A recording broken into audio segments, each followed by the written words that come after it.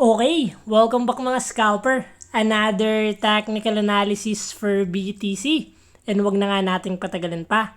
Daily time frame is another red candle and above average yung volume.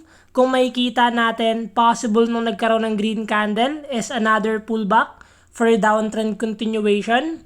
Dahil kung makikita natin, nagkaroon na naman tayo ng another low yesterday, breaking this previous low and nag-create ng another low, continuation ng downtrend momentum.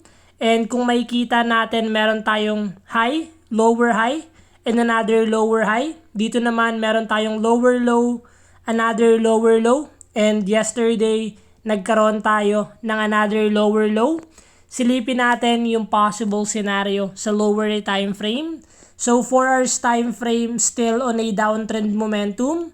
The moment na mag-approach si BTC sa trendline resistance and pakitaan niya tayo ng another rejection, possible continuation lang sa downtrend momentum yung mangyayari. But the moment na basagin ni BTC yung resistance area natin, is possible magkaroon tayo ng sign of weakness sa seller's momentum. So currently, sa pinapakita ng BTC, we are still on a downtrend momentum.